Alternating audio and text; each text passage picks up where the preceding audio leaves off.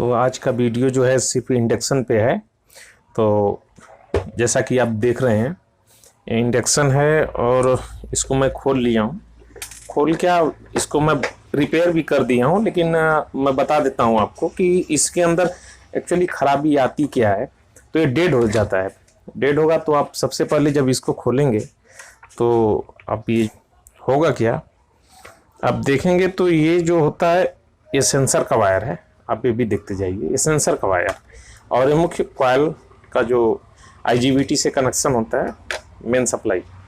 तो ये आपको फ्यूज उड़ा हुआ मिलेगा ये वाला, और ये जब फ्यूज उड़ जाएगा तो उस कंडीशन में ये भी सप्लाई नहीं मिलेगी, यहाँ पे सप्लाई नहीं बनेगी। तो पहले आज इसका हम दिखा देते हैं कि इसके अंदर होता क्या है। जब तक आप सेक्शन नहीं जानेंगे तब तक आप इसका कुछ सोचें कि रिपेयर कर लें तो नहीं हो पाएगा, संभव नहीं है। किसी भी चीज़ को पहले आप देखिए उसको, मेरा मकसद यही रहता है कि आप पहले देखिए उसको, तभी आप कर पाएंगे। और जब ध्यान देंगे तो बहुत कुछ हो जाएगा। मैं जो आपको बात बता रहा हूँ आप शायद भरोसा नहीं करेंगे, मैं इसका ट्रेनिंग नहीं लिया हूँ। और नहीं, हाँ, हमारे एक जो टीचर थे वो गुरु तो गुरु होते हैं ना, चाहे वो जैसे भी हो। उन्होंने मुझको रेडियो का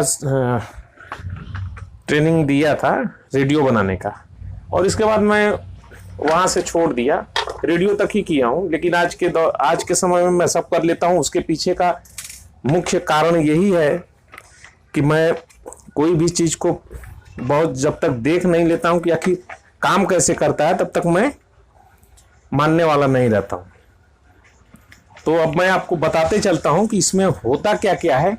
तो अगर जान जाएंगे तो आप भी इसको रिपेयर आसानी से कर सकते हैं और सप्लाई भी आप चेक कर सकते हैं। अभी मीटर से मैं नहीं दिखा पाऊंगा, कारण है कि मेरा जो कैमरा था वो ख़राब हो गया है।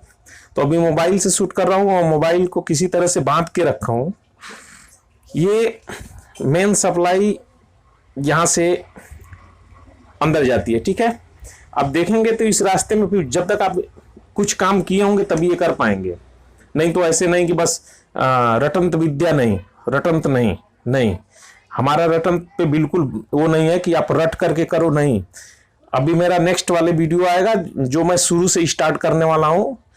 तो ये इनपुट है और इनपुट के बाद आप देखेंगे तो ये जैसा कि सब में रहता है कि ये कॉमन हो जाता है और एक जो होता है फ्यूज के थ्रू जाता है, ठीक है। यहाँ पे अभी आप देखेंगे तो ये फ्यूज है, ये सबसे पहले ये ब्रेक हो जाता है। ब्रेक होने से क्या हो जाएगा कि पूरी सप्लाई इसकी ठप पड़ जाएगी। तो उस कंडीशन में ये दो सप्लाई में आता है। एक ये SMPS, यहाँ पे SMP नहीं है, नहीं BPR 12 है इसमें। तो BPR 12 और BPR 12 DVD की सप्लाई में वगैरह में सब में लगती है, ये आप काम करते होंगे तो मालूम होगा। यहाँ पे एक डायोड लगा रहेगा, ठीक है, 18 वोल्ट का रहेगा। तो अभी ये सप्लाई जो बनती है यहाँ से, ये सप्लाई आती है फैन के लिए। यहाँ पे फैन देखेंगे आप, ये फैन का है, ठीक है, यहाँ पे लिखा हुआ भी है, ये फैन का है। और ये सप्लाई सिर्फ जो है इस प्रोसेसर को चलाने के लिए रहती है, इसके लिए। और ये प्रोसेसर है कैसा वो भी जान लीजिए, मार्केट में नहीं मिल पाएगा। अब आप बोलेंगे कि मार्केट में नहीं मिलेगा तो बनेगा कैसे, वैसे कम खराब होता है ये। तो ये प्रोसेसर जो होता है ये प्रोग्रामिंग किया हुआ है। तो जैसे प्रोग्रामिंग किया रहेगा, कोडिंग किया रहेगा, उसी के अनुसार एक काम करेगा, ठीक है।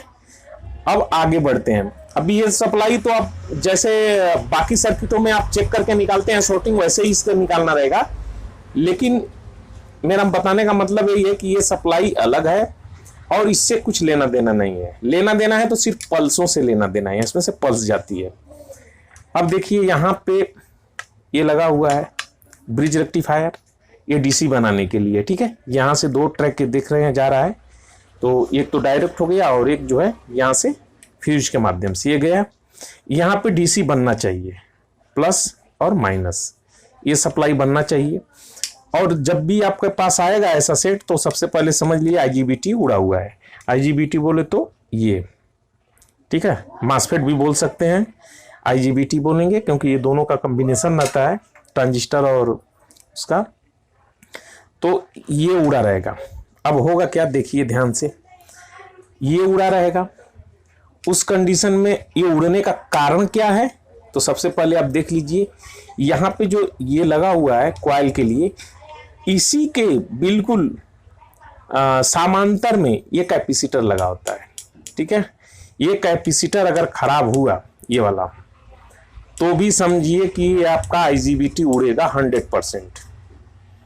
तो इसको निकाल करके सीधे सिंपल सा चेक करना है, मीटर से मल्टीमीटर से मत चेक करिए, इसको निकालिए। अभी ये देखिए डैमेज है, तो करना क्या है, अगर आपका पास PCB यही चालू है तो यहाँ पे आप देख लीजिए कि यहाँ ये फेस है। ठीक है, तो जैसे यहाँ पे है, तो आप ऐसे दोनों में पहले लगाइए, कुछ चिंगारी आएगी, यहाँ पे स्पार्क आएगा, और उस स्पार्क को फिर वापस जैसे अदर कैपेसिटर को डिस्चार्ज करते हैं, तो वैसे ही इसको ऐसे शॉर्ट मारेंगे तो यहाँ पे चिंगारी आएगी। तो समझ लीजिए कैपेसिटर सही है, या अन्यथा ये कैपेसिटर खराब है। तो उस कंडीशन में इसको चेंज कर देंगे तो अच्छा रहेगा। वैसे भी आप लीकेज हो जाएगा तो चिंगारी थोड़ी कम आएगी, आप नहीं समझ पाएंगे, तो इसको चेंज कर लेंगे तो अच्छा रहेगा। दूसरा चीज क्या रहेगा, ब्रिज रेक्टिफायर, ये शॉर्ट होता है। देखिए अभी ये है ना, ये शॉर्ट है, क्योंकि एम्पेयर ज़्यादा रहता है यहाँ पे, 5 एम्पेयर के करीब ये उठाता है, 6 एम्पेयर लेके जाता है, तो उस कंडीशन में ये उड़ जाता है। तो इसको सबसे पहले चेक करने का तरीका वही है जैसे ब्रिज को चेक करते हैं। अगर नहीं समझ में आएगा कमेंट करिएगा, मैं नेक्स्ट वाली वीडियो में उसको सही ढंग से दिखा भी दूंगा। अब देखिए दूसरा चीज़ क्या आपको परेशानी आएगी इसमें, कि जब भी आप इसको चालू करेंगे तो उस कंडीशन में पल्सेस जाती है। IGBT को चालू करने के लिए जैसे आप हर एक ट्रांजिस्टर में होता है कि नहीं, बेस को जब तक कोई सिग्नल नहीं मिलेगा तब तक वो कलेक्टर और इमीटर को कनेक्ट नहीं करेगा। तो ऐसे ही इसका है, गेट को यहाँ से जा रही है, अब देखिए ये पल्स जा रही है। ठीक है, ये पल्स, और यहाँ पे आप देखेंगे कि इनपुट यहाँ पे हुआ है, तो उस कंडीशन में आपको यहाँ पे ट्रांजिस्टर मिलेंगे, ये वाले 1 और 2, ये ट्रांजिस्टर, एक NPN और एक PNP, और दोनों की बेस की सप्लाई जो है घूम करके आएगी इसमें, यहाँ से वो पल्स जाती है। यानी पैनल से जो हम कमांड देते हैं, जैसे हम वहाँ से कमांड देंगे उस हिसाब से यहाँ से पल्स बनेगी, और इस हिसाब से यहाँ से जनरेट मतलब होगा, और ये स्विच, इसका मतलब स्विचिंग होगा। और उस कंडीशन में यहाँ पे जो कॉइल है, कॉइल के अंदर जो है मैग्नेट उत्पन्न होगा, लेकिन मैग्नेट नहीं उत्पन्न होगा कब तक, जब तक कि ये सेंस नहीं हो पाएगा।